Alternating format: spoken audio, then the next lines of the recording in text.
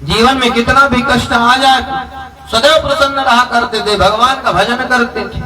और क्या कहते हैं, जितेंद्रिय, अपनी 10 इंद्रियों पर विजय पाए हुए थे, अपने इंद्रियों को जीते हुए थे, अपने इंद्रियों पर काबू पाए हुए थे। इतने संबोधन शब्द लगाए श्री सुदामा जी के नाम के पहले। इस तरह के सुदामा जी थे। लेकिन जब उनकी पत्नी को कहते हैं तो क्या कहते हैं, पत्नी के बारे में बतलाते हैं कि दरिद्रा सीधमाना सा वेपमाना भी गम्य चा। सुशीला को क्या कहते हैं, दरिद्रा। सुशीला को दरिद्र क्यों कहते हैं, क्योंकि सुशीला धन की याचना करती है। और यदि एक मां अपने पुत्रों के भरण पोषण के लिए धन की याचना करे, अन्न की याचना करे, उसे दरिद्र कह सकते हैं क्या? दरिद्र नहीं कह सकते उसे। फिर दरिद्र क्यों कहते हैं? सुशीला के मन में केवल संतोष नहीं था, इसलिए दरिद्र कहते हैं। जिस व्यक्ति के जीवन में संतोष ना हो उसे दरिद्र कहते हैं। आज सुशीला को घर की चिंता रहती है। काहे की चिंता? आज सुशीला के घर में बालकों के भोजन के लिए एक अन्न नहीं है, एक दाना नहीं अन्न का। और सुदामा जी बड़े प्रतिज्ञावादी थे कि हम 5 घर में भिक्षाटन करेंगे, 6वें घर में नहीं जाएंगे। 5 घर में कुछ मिल गया तो राम राम, नहीं मिला तो हरे राम, लेकिन 6वें घर में नहीं जाएंगे। ऐसा समय आया सुदामा जी के जीवन में कि सुदामा जी को 5 घर में एक दाना अन्न नहीं मिलता था भिक्षा में। सुदामा जी अपने घर आ जाते। इधर सुदामा जी के घर में छोटे छोटे बच्चे थे, अनाथ अबोध बालक थे। उन्हें क्या पता? वह बालक कहते, पिताजी हमें बहुत भूख लगी है। सुदामा जी कहते, बेटा भगवान का नाम लो, भूख मिट जाएगी।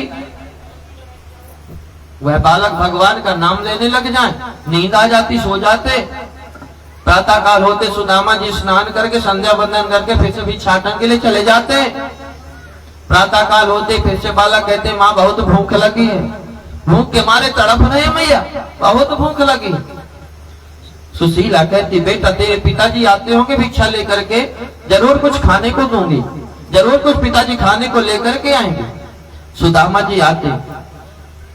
फिर से बालक सुदामा जी की राह देखते, कब पिताजी आएंगे।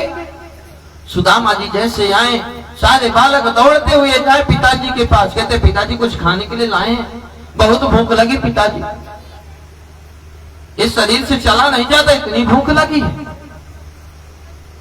सुदामा जी कहते, बेटा भगवान का नाम लो, भूख मिट जाएगी। अब कहीं भगवान का नाम लेने से भूख मिट जाती क्या? इस दृश्य को वैकुंठ में बैठी हुई भगवती लक्ष्मी देख रही थी। वैकुंठनाथ भगवान से कहती है कि स्वामी सुदामा के भाग में आपने क्या लिखा है, क्या सुदामा इसी प्रकार रहेगा? भगवान कहते, मैं सुदामा को अपने जीवन में बहुत कुछ दिया, लेकिन सुदामा के भाग्य में है नहीं। कहते, प्रभु आप ही भाग्य को बनाने वाले, आप कहते सुदामा के भाग्य में है नहीं, कैसा भाग्य बनाते हैं स्वामी? भगवान कहते, देवी आप ही जाकर के कुछ प्रयत्न करो, शायद उसके भाग्य में कुछ मिल जाए। आज वैकुंठ से भगवती लक्ष्मी स्वयं गई, एक घर में जाकर के खीर बनाने लगी। इधर सुदामा जी ब्राह्मण वृत्ति में भिक्षाटन करते हुए जा रहे थे। 4 घर में भिक्षा मांगे, कुछ भी नहीं मिला। 5वें घर में गए, सांकर खटखटाए। जैसे ही खटखटाए, आज माता लक्ष्मी स्वयं निकली। एक पात्र में खीर लेकर के माता लक्ष्मी आई सुदामा जी को देने के लिए। सुदामा जी अपने हाथ में खीर लिए चल दिए, हरे राम करते हुए। सैनिक घोड़े से पर सवार होकर के जा रहे थे, बीच रास्ते में सुदामा जी फंस गए, घोड़ों के बीच में आ गए। घोड़ों का धक्का लगा, सुदामा जी गिर गए, खीर गिर गई, दूर चली गई, कुत्ता आके चाटने लगा। वैकुंठनाथ भगवान कहते हैं, देवी देख लिए आप, इसी तरह मैं भी सुदामा को बहुत कुछ देता हूँ, लेकिन सुदामा के भाग्य में है नहीं, तो कहां से पाएगा सुदामा? देवी आप जो खीर बनाई थी वह कुत्ते के भाग्य में लिखी हुई थी, सो कुत्ते को मिल गई। और आप कहती हो सुदामा के भाग्य में आप क्या लिखे हो? इस तरह से सुदामा जी भिक्षाटन करते थे। बालक घर में भूख के मारे तड़पते रहते थे, कुछ भोजन के लिए नहीं मिलता था। एक दिन भगवान स्वयं एक संत का रूप धारण किए और सुशीला के पास पहुंच गए। सुशीला को कथा सुनाने लगे और कथा में क्या सुनाए कि आपके पति द्वारिकाधीश भगवान के मित्र हैं। सुदामा जी भिक्षा लेकर के आए। सुशीला कहती है, स्वामी आज एक संत जी आए थे, कथा सुना रहे थे और कथा में बता रहे थे कि जो द्वारिकाधीश है ना वो आपके मित्र हैं, क्या यह बात सही है? सुदामा जी कहते, हाँ देवी बात सही है, लेकिन बचपन का मित्र है, जब हम गुरुकुल में पढ़ा करते थे तब का मित्र है। सुशीला कहती है, स्वामी यदि आपके मित्र है तो जाकर के मित्र से मिलिए, मित्र के दर्शन करिए, आपको बहुत सारा धन देंगे, उसमें हमारी पूरी गरीबी समाप्त हो जाएगी। जैसे ही धन का नाम लिए सुदामा जी कहते हैं कि मैं अपनी गरीबी रोने के लिए जाऊंगा, मैं कभी नहीं जा सकता। दासरी द्रविड़म भूरि सीधते ते कुटुंबिने। सुशीला कहती, स्वामी जी अब जाएंगे तो बहुत सारा धन देंगे, जिससे हमारी कई पीढ़ियां बैठ करके खाएंगे, दरिद्रता दूर हो जाएगी। सुदामा जी कहते हैं, मैं अपनी दरिद्रता रोने के लिए उसके पास नहीं जाऊंगा। वह द्वारिका का राजा बना हुआ बैठा, एक राजा के पास मैं जाऊंगा, मेरे पास पहनने के लिए कपड़े नहीं, फटे कपड़े, पता नहीं वह द्वारिकाधीश बनकर के मुझे पहचानेगा कि या नहीं पहचानेगा। सुशीला समझ गई कि ये पक्के सिद्धांतवादी जाने वाले नहीं है। आज सुशीला कहती है, स्वामी अच्छा ठीक है, अब धन लेने के लिए मत जाइए, मित्र से मिलना चाहिए, मित्र का दर्शन करना चाहिए। हमारी इच्छा है कि आप मित्र का दर्शन करिए, जाकर के कुछ मत मांगिएगा। जैसे इस तरह की बात बोली, सुदामा जी कहते हैं, धन्य सुशीला तू, अयम ही परमो लाभ उत्तम श्लोक दर्शनो। आज यह मेरा सौभाग्य है जो मुझे मेरे मित्र का दर्शन होगा। जो तुम मुझे बोल रही हो, और आजकल मैं अपने मित्र की खूब प्रशंसा सुन रहा हूं, उसके दर्शन के लिए मेरे मन में उत्कंठा जाग रही है। लेकिन कितना बदल गया होगा, मुझे पहचानेगा भी कि नहीं पहचानेगा, क्योंकि वह राजा बना हुआ, राजा के ठाठ ही कुछ अलग होते हैं, उसकी बात ही कुछ निराली होती है। उसके दर्शन की इच्छा तो मेरी भी होने लगी तुम्हारी कहने से, लेकिन देवी जाऊंगा कैसे? कहते मित्र के यहाँ खाली हाथ जाना नहीं चाहिए। सुशीला कहती, स्वामी आप विचार तो बनाओ जाने के लिए, मैं कुछ व्यवस्था बनाती हूँ। इधर सुदामा जी अपने मन में परमात्मा का चिंतन करने लगे कि धन्य परमात्मा की कृपा जो मुझे आज आपका दर्शन होगा। इधर सुशीला गई पड़ोस में जाकर के, या चहित्वा चतुरो मुष्टीन विप्रान पथक तंडुलान शैल खंडेन तान बद्ध्वा भरते प्रागादुपायनम। पड़ोस में गई, 4 घर में गई और 4 घर से एक एक मुट्ठी चावल लेकर के आई। क्या सुशीला को एक घर से 4 मुट्ठी चावल नहीं मिलते? मिल जाते। फिर भी सुशीला क्यों गई 4 घर में चावल लेने के लिए? सुशीला 4 घर में चावल इसलिए लेने के लिए गई कि यदि 4 घर से मैं चावल लाऊंगी तो वह चावल 4 प्रकार के होंगे, और जब द्वारिकाधीश भगवान ये 4 प्रकार के चावल अपनी आंखों से देखेंगे, हमारी गरीबी को पहचान जाएंगे, बताने की जरूरत नहीं पड़ेगी। आज सुशीला गई, 4 घर से 4 मुट्ठी चावल लेकर के आई, एक फटे पुराने कपड़े में वह चावल बांध दी और चावल के साथ एक संदेशा देती है। कहती स्वामी यह संदेशा जाकर के द्वारिकाधीश भगवान को सुना देना। कौन सा संदेशा था? सुशीला कहती है कि प्रभु 1 मास 2 पाख में 2 एकादशी होए, सो प्रभु दीनो दयालु ने नित प्रतिदिनी मोय। सुशीला तीसरा संदेशा दे रहे कि प्रभु एक महीने में 2 पक्ष होते हैं, 2 पक्ष में 2 एकादशी होती हैं, लेकिन प्रभु हमारे घर में 2 एकादशी नहीं होती, 30 की 30 एकादशी होती है, कभी द्वादशी नहीं आती। प्रभु हमारे घर में नित्य प्रति एकादशी रहती। ऐसा संदेशा दे करके सुदामा जी अपने हाथ में चावल के पोटले लिए, एक हाथ में डंडा लिए और चल दिए। भगवान का भजन करते हुए सुदामा जी आज भगवान द्वारिकाधीश से मिलने के लिए चलते हैं। इधर भगवान कहते हैं कि तुम मेरी तरफ आने के लिए 1 कदम तो बढ़ाओ, मैं तुम्हें 100 कदम चल के लेने के लिए आऊंगा। आज सुदामा जी जा रहे थे द्वारिका के रास्ते में, रास्ता भटक गए, जाने लगे काशी के रास्ते में। भगवान द्वारिकाधीश कहते हैं, अरे सुदामा तुम ये काशी के रास्ते में जा रहे हो, कैसे इधर आओगे? आज भगवान द्वारिकाधीश दूसरा रूप बनाए सुदामा जी के साथ पहुंच गए। कहते हैं, मित्र कहाँ जा रहे हो? सुदामा जी कहते हैं, भैया मुझे तो द्वारिका जाना है, लेकिन आपको कहाँ जाना है?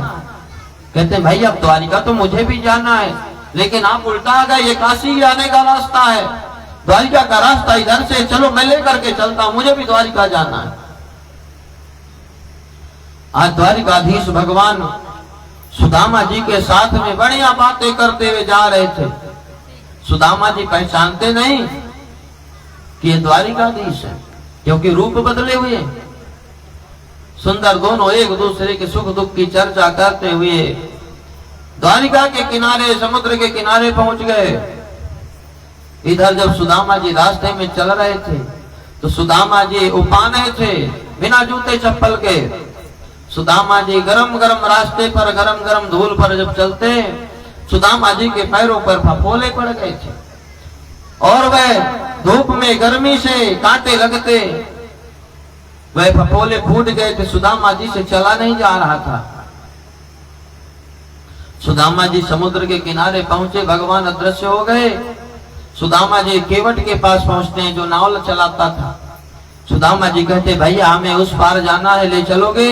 वह केवट कहता, बाबा यहाँ तो पैसे लगते हैं, पैसे हो तो बताओ, ना हो तो कोई बात नहीं।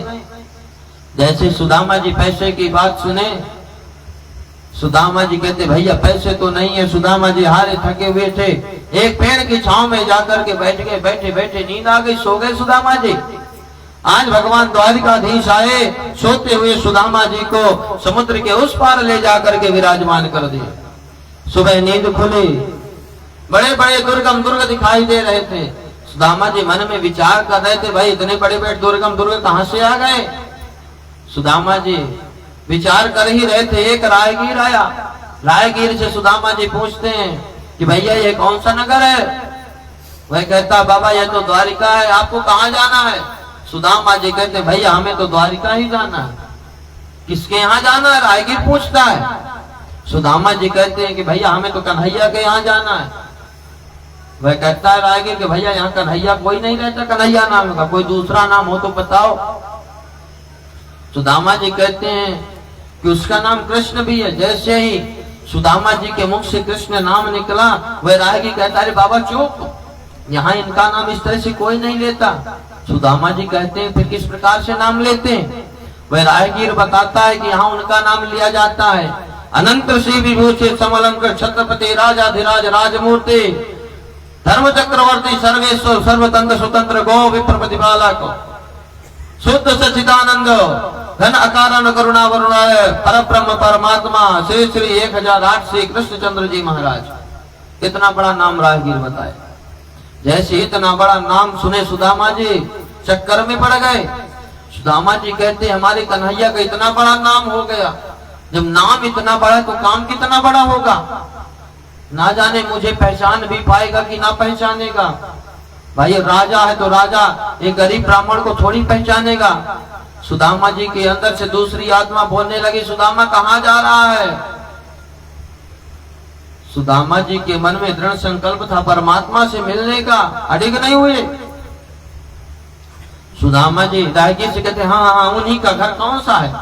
वह रायगीर कहता है कि बाबा जितने घर यहाँ से दिखाई दे रहे सब उन्हीं के घर बने हुए हैं। सुदामा जी मन में विचार करते कि इतना इतने बड़े बड़े घर उसके, इतने सारे घर कहाँ मिलेगा, कहाँ ढूंढूंगा। राहगीर बता करके चला गया। सुदामा जी चलते चलते रुक्मिणी जी के भवन के दरवाजे पर पहुंचे। द्वारपाल खड़े हुए थे। द्वारपाल कहते बाबा कहाँ जाना है। सुदामा जी कहते भैया हमें भगवान द्वारिकाधीश से मिलना है। कई वक्ता कथा को सजा करके कहते हैं कि द्वारपाल सुदामा जी को रोक दिए थे, भगा दिए थे। अरे सुदाम ब्राह्मण के लिए भगवान के दरवाजे पर कहीं से रोका नहीं गया। भगवान के द्वार पर कभी ब्राह्मणों को नहीं रोका गया। कितने ब्राह्मण गए दूत लेकर के। जो ब्राह्मण गया था रुक्मिणी मैया का, वह भी तो ब्राह्मण था। क्या उसे कोई रोका? कोई नहीं रोका। फिर जरासंध के यहां से भी एक ब्राह्मण आया तो उसे भी कोई रोका क्या? कोई नहीं रोका। नारद जी कितनी बार गए, कोई रोका उन्हें? कोई नहीं रोका। तो जब किसी भी ब्राह्मण को रोका नहीं गया तो क्या सुदामा जी को रोक दिया जाएगा? कभी भी भगवान के दरवाजे पर ब्राह्मणों को नहीं रोका गया। ये सब गलत बातें हैं। द्वारपाल कहते बाबा किससे मिलना है? सुदामा जी कहते हैं भैया हमें द्वारिकाधीश से मिलना है। द्वारपाल कहते हैं बाबा आप यहाँ पर बैठिए, हम आज्ञा लेकर के आते हैं। सुंदर उचित सिंहासन पर सुदामा जी को द्वारपाल बैठाए और कहते हैं भैया जाकर के बता देना कि एक मित्र आया है, उसका नाम सुदामा है। द्वारपाल गया भगवान के पास, भगवान को प्रणाम किया और बताता है कि प्रभु दरवाजे पर एक ब्राह्मण आया है। कैसा ब्राह्मण है? शीश पगाना तगा जनों में, शीश पगाना जगतनों में, प्रभु जाना ये को आही बस के ही ग्रामा। धोती फटी सिलटी दुपटी अरु, पाया उपाना है कि नहीं सामा। द्वारे खाणो द्विज दुर्बलाए को, रायो चाकी सब सुधाय विरामा। पूछ तो दीनो दयाल को धामा, बतावा तो अपनो नामो सुदामा। ओ पूछा तो दीनो दयाल को धामा, बतावत अपनो नामो सुदामा। वह द्वारपाल भगवान से बताता कि प्रभु उसके सिर पर पगड़ी नहीं है, शरीर पर कपड़े नहीं है, फटी फटी एक धोती लगाया हुआ है, पांव उपाना है, पांवों पर खड़ाऊ नहीं है। दरवाजे पर एक वह गरीब ब्राह्मण खड़ा है, ना जाने कहां से आया है, आपके धाम को पूछ रहा है। प्रभु आप अपना नाम सुदामा बता रहा है। जैसे ही भगवान सुदामा का नाम सुने, आज भगवान के आंखों से सुधारा बहने लगा। इधर सुदामा ब्राह्मण दरवाजे पर खड़े थे, मन में विचार कर रहे कि द्वारपाल को कितना समय हुआ गया, अभी तक आए नहीं। ना जाने द्वारिकाधीश मुझे पहचाने भी होंगे कि नहीं पहचाने होंगे, ना जाने मुझे गरीब ब्राह्मण समझ के अंदर अपने पास बुलवाएंगे या नहीं बुलवाएंगे। ऐसा मन में विचार कर रहे थे। जब काफी समय हुआ, सुदामा जी वापस लौटने लगे, सिंहासन से उठे और लौटने लगे। इधर भगवान जैसे सुदामा जी का नाम कान में सुने, आंखों से सुधारा बहने लगी और सीधे सुदामा जी का नाम सुनते ही सिंहासन से उठे भागने लग गए। आज भगवान भाग रहे, पैरों में खड़ाऊ का ध्यान नहीं। आज भगवान भी उपाने भागने लगे कि मेरा मित्र मुझसे मिलने के लिए बिना खड़ाऊ के आया है, आज मैं अपने मित्र को लेने के लिए बिना खड़ाऊ के जाऊंगा। भगवान दौड़ते हुए जा रहे थे, दोनों हाथ पसार करके विलक विलक करके रोते हुए जा रहे थे, हाय मेरा सुदामा, हाय मेरा सुदामा, कहाँ है सुदामा। भगवान दौड़ते हुए जा रहे थे, सिर का मुकुट गिर गया, बाल खुल गए, पीतांबर गिर गया, आज जो भी द्वारिकावासी भगवान किस रूप का दर्शन करते हैं, कहते हैं आज कौन आया कि कौन भक्त आया है जो परमात्मा जिसके लिए इस तरह से विलख विलख कर रोते हुए पुकारते हुए भाग रहे हैं। भगवान जैसे ही द्वार पर पहुंचे, सुदामा थे नहीं, द्वारपाल से पूछते भैया सुदामा कहाँ है? द्वारपाल कहते महाराज अभी अभी यहाँ बैठे थे, अभी अभी इधर से निकल गए।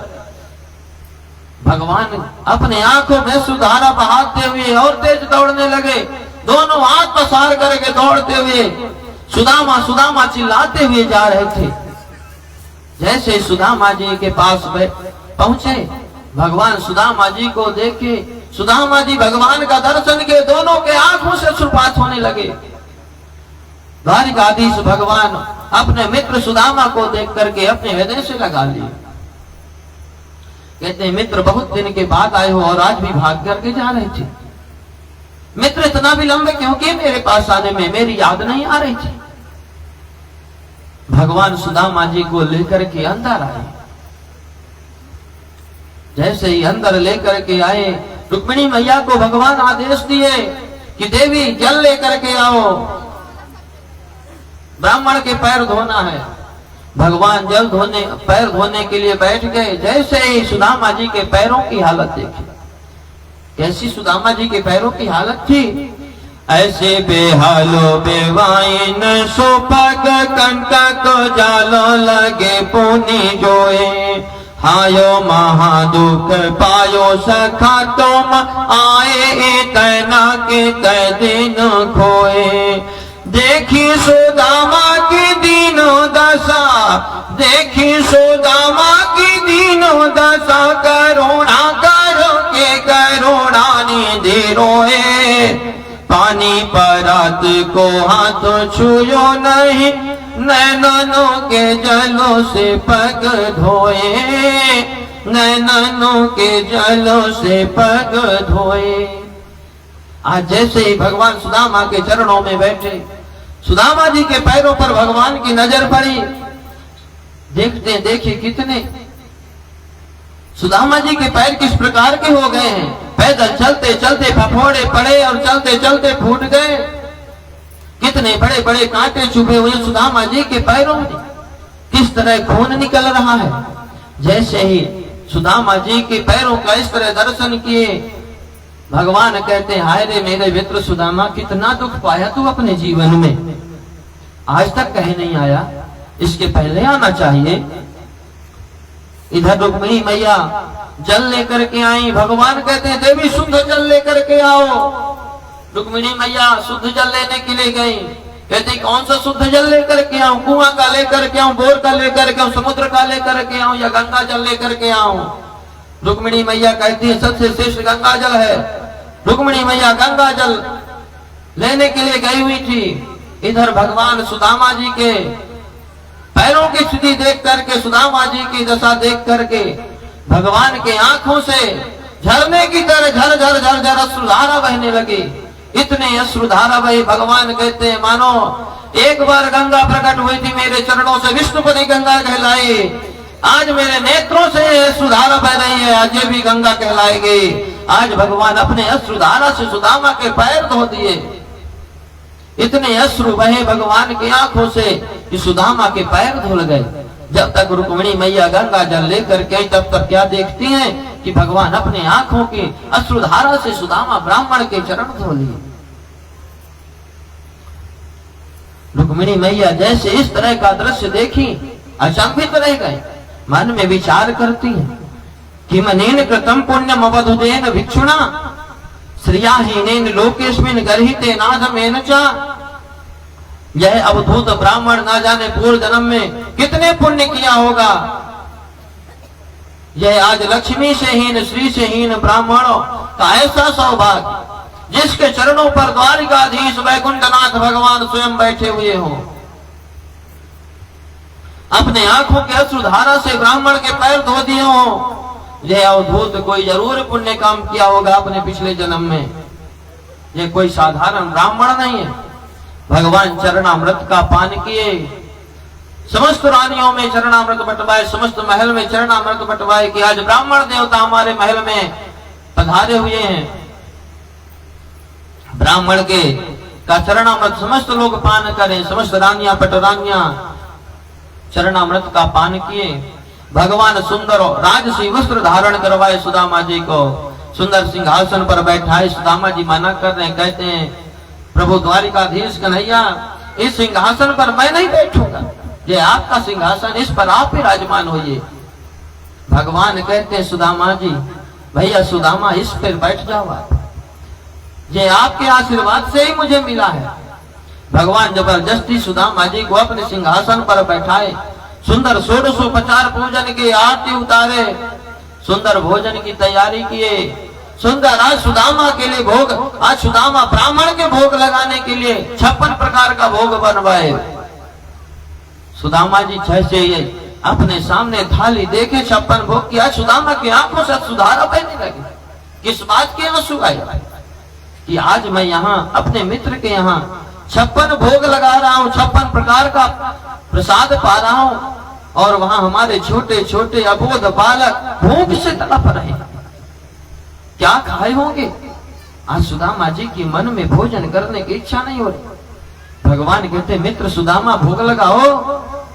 सुदामा जी मंत्र पढ़े, भगवान का भोग लगाए। जैसे ही भगवान का भोग लगाए, सुदामा जी उधर समस्त बच्चों की आत्मा तृप्त हो गई। धन्य परमात्मा की कृपा। भगवान सुंदर सुदामा जी को भोजन करवाए, विश्राम करने के लिए अपने भवन में लेकर के गए। सुदामा जी विश्राम करने लगे। द्वारिकाधीश भगवान सुदामा जी के चरण दबाने लगे, चरणों की सेवा करने लगे। रुक्मिणी मैया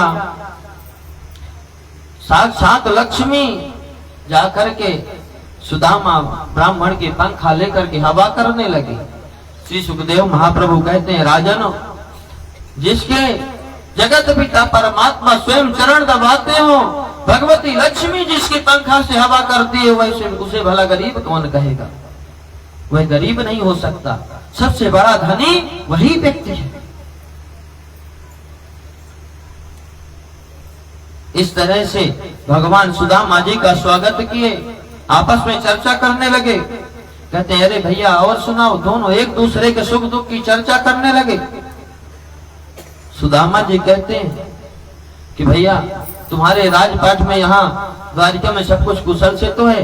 भगवान कहते हैं कि भैया सुदामा, आपकी कृपा से, आप ब्राह्मणों की कृपा से हमारे यहाँ सब कुछ कुशल है। लेकिन मित्र सुदामा, ये बताओ, अपि ब्रह्मान गुरुकुलाद भवता लब्ध दक्षिणा समावृत्तेन धर्मज्ञो भार्योडा सदृशी नवा।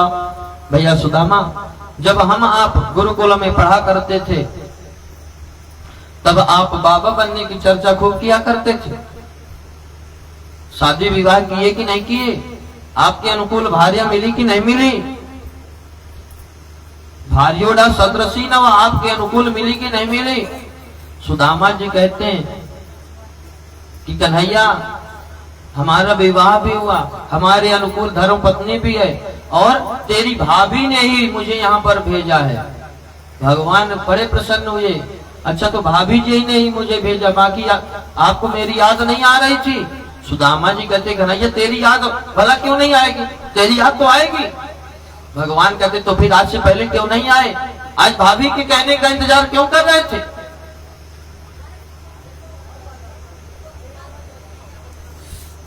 इधर कहते हैं सुदामा जी के, हटाओ कन्हैया बात हटाओ, अच्छे बताओ तुम्हारे विवाह हुए कि नहीं हुए।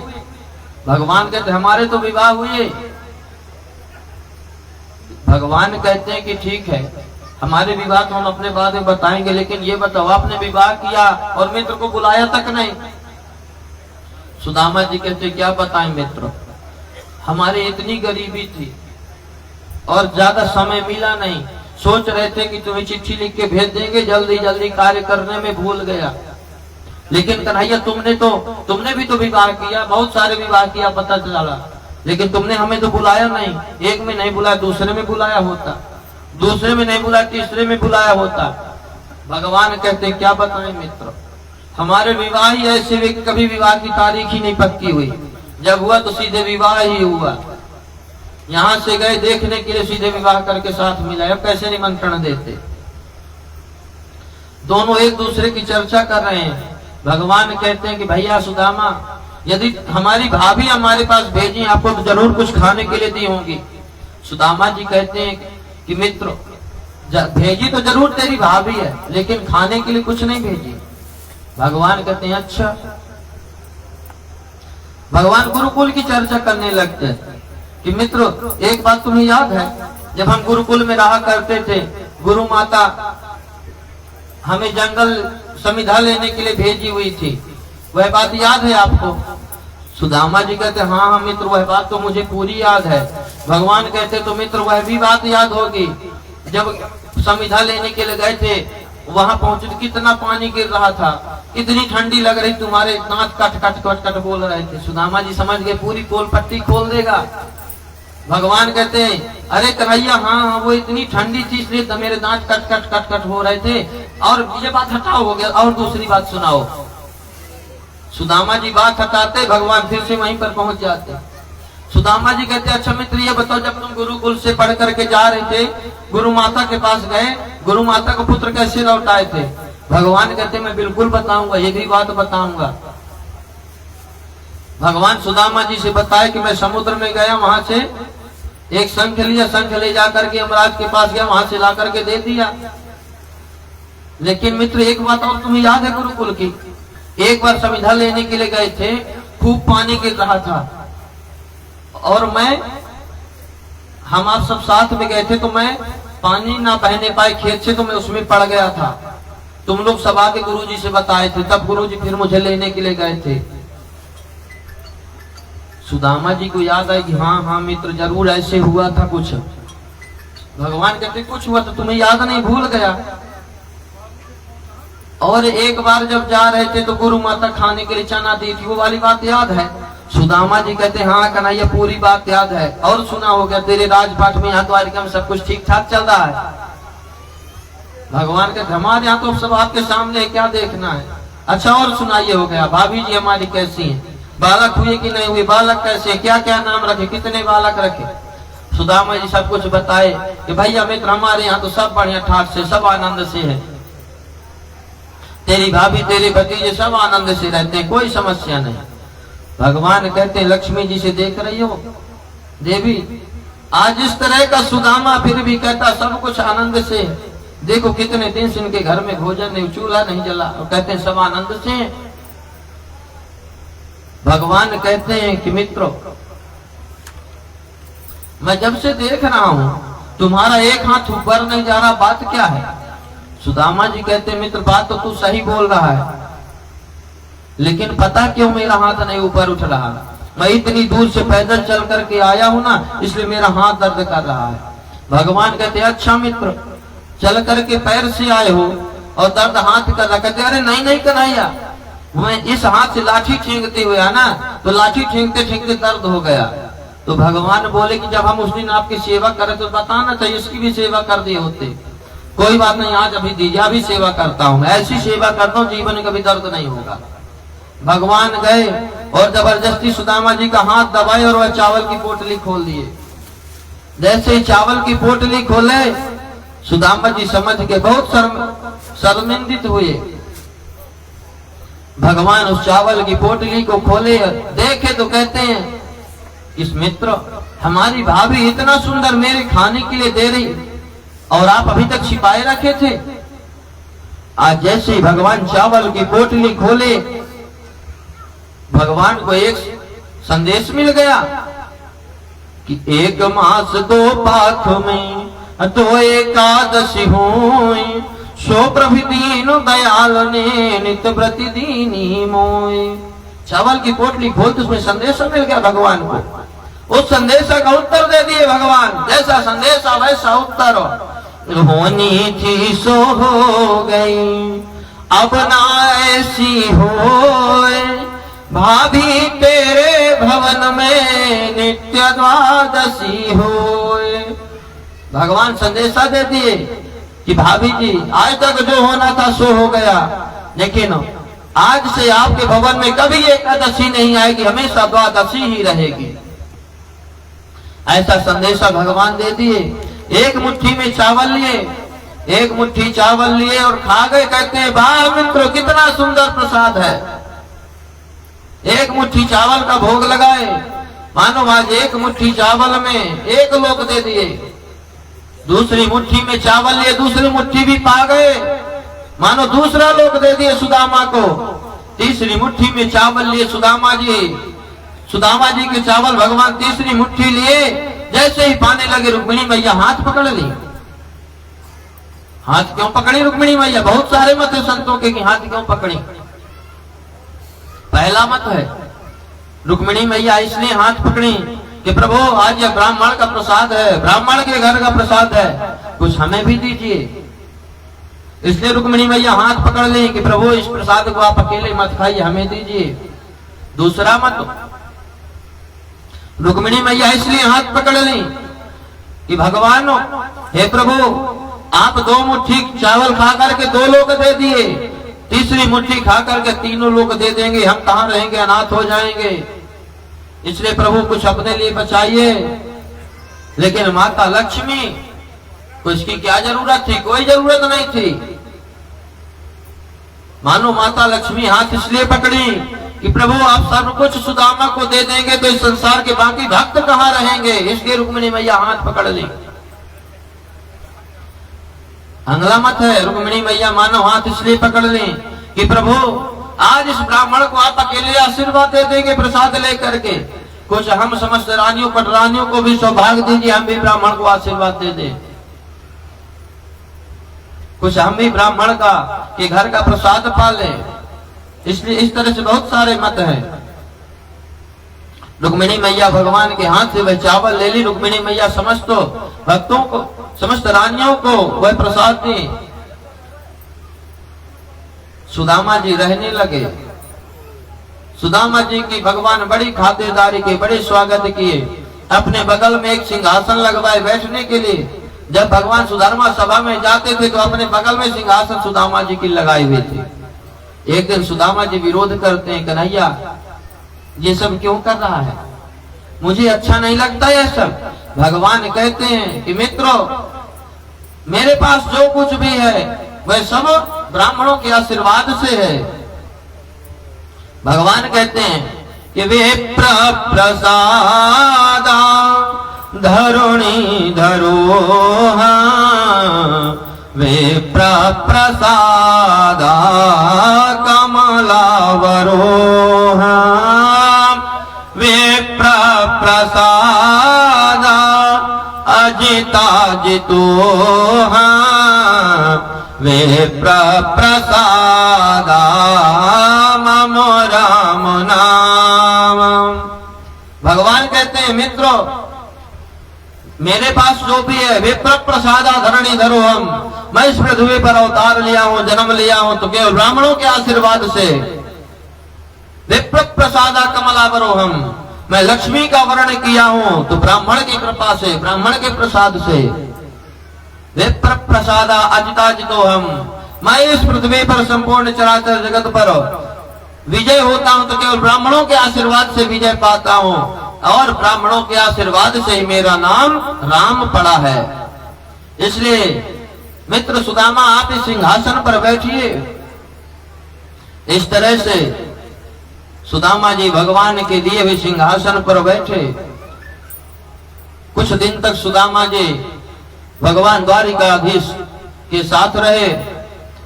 एक दिन सुदामा जी प्रातः काल होते स्नान किए और कहते हैं मित्रों अब हमें चलना चाहिए, काफी समय हो गया। आज भगवान एक बार भी नहीं कह रहे कि तुम्हें रुकना चाहिए, कहते हैं हाँ मित्र चलना चाहिए। सुदामा जी भगवान को प्रणाम किए। आज ना तो सुदामा के मन में चाह है भगवान को छोड़ने के लिए, और ना भगवान के अंदर चाह है सुदामा से अलग होने की। आज सुदामा जी जा रहे हैं, जैसे सुदामा जी चल दिए, सुदामा जी की आंखों से सुधारा बहने लगी, और इधर भगवान द्वारिकाधीश की आंखों से सुधारा बहने लगी। दोनों एक दूसरे को देखते ही रह गए। सुदामा जी जाते उस तरफ है और देखते इस तरफ है। सुदामा जी कुछ दूर तक बढ़े। भगवान कहते अरे मित्र रुको रुको। सुदामा जी रुके, अब कहे के लिए बुला रहे हैं? द्वारिकाधीश भगवान कहते मित्र ये जो राजसी वस्त्र पहने हो इसे यहीं पर उतार दो, अपनी धोती लगा करके जाओ। सुदामा जी राजसी वस्त्र का त्याग किए, अपनी वही फिर से फटी धोती लगाए और चल दिए। सुदामा जी मन में, रास्ते में जाते हुए मन में अनेक प्रकार के विचार बनाते हुए जा रहे हैं। इधर भगवान विश्वकर्मा जी का आवाहन किए, विश्वकर्मा जी को आदेश दे कि भाई जाओ पोरबंदर में जाकर के जैसे में जिस तरह से मेरा भवन उसी प्रकार से सुदामा का भवन बना दो। विश्वकर्मा जी रात के अंधेरे में गए, सुशीला को प्रणाम किए, बताए भगवान का आदेश हुआ है कि सुदामा का घर मेरे भवन की तरह बना दो, मेरे महल की तरह बना दो। देखिए सुशीला के स्वभाव को, कितना सुंदर स्वभाव। सुशीला क्या कहती विश्वकर्मा जी से, यदि आपको बनाना है तो पहले पोरबंदर वासियों के, पोरबंदर के समस्त लोगों के घर बनाइए, उसके बाद सबसे लास्ट में मेरा घर बनाइए। विश्वकर्मा जी सोते हुई रात में पूरी पोरबंदर को, पूरी सुदामा नगरी को हूबहू द्वारिका की तरह बना दे। जैसे जिस तरह से द्वारिका देखने में लगती थी उसी प्रकार से सुदामा नगरी लगने लगी। प्रातः काल होते ही सुशीला बढ़िया सुंदर राजसी वस्त्र धारण किए, समस्त सारे बालक राजसी वस्त्र धारण किए। इधर सुदामा जी अपने घर को पहुंचे। जैसे ही अपने घर को पहुंचे, गांव में पहुंचे, सुदामापुरी में पहुंचे, तो एक राहगीर से पूछते, भैया यहाँ पर हमारी कुटिया रहा करती थी छोटी सी, उस कुटिया में हमारी धर्मपत्नी सुशीला रहा करती थी। आज वह राहगीर कहता कि महाराज यही आपका भवन है। सुदामा जी उसी भवन के दरवाजे पर खड़े विचार कर रहे थे कि भाई हमारा इस तरह का महल थोड़ी था, हमारी तो टूटी सी झोपड़ी थी, कुटिया थी। सुशीला को पता चला, सुशीला बढ़िया राजसी वस्त्र धारण किए हुए, पांवों में पायल पहने हुए, हाथ में सोने की थाली लिए हुए, आरती जलाए हुए सुदामा जी के स्वागत के लिए चल पड़े। सुदामा जी जैसे सुशीला को आते देखा, सुदामा जी मन में विचार करते कि कोई रानी होगी, भगवान का पूजन करने के लिए जा रही होगी। सुदामा जी दरवाजा छोड़ के एक तरफ खड़े हो गए। जैसे सुशीला आई, सुदामा जी की आरती उतारने लगी। कहती देवी आप कौन हो? सुशीला कहती स्वामी मैं आपकी धर्म पत्नी सुशीला। इतने में छोटे छोटे बच्चे थे, राजसी वस्त्र धारण के पिताजी करते हुए बाहर आए। सुदामा जी की आरती उतारी, सुदामा जी को अंदर लेकर के गई। सुदामा जी कहते भाई मुझे इस महल में नहीं रहना। क्यों नहीं रहना महल में सुदामा जी को? क्योंकि यदि हम महल में रहेंगे तो हमारे अंदर अभिमान आ जाएगा, भगवान को भूल जाएंगे। इसलिए भगवान को नहीं भूलना, महल मिले या ना मिले। सुदामा जी जैसे रात्रि में विश्राम के नींद आई, भगवान द्वारिकाधीश आए, सुदामा जी को दर्शन दिए। भगवान द्वारिकाधीश बतलाते हैं कि मित्र सुदामा इसी महल में रहो, मेरा नाम लो और मेरे स्वरूप का दर्शन करो, मुझे भूलना नहीं। भगवान आदेश दिए कि सुदामा यहीं रहो। तब सुदामा जी अपने महल में रहने लगे।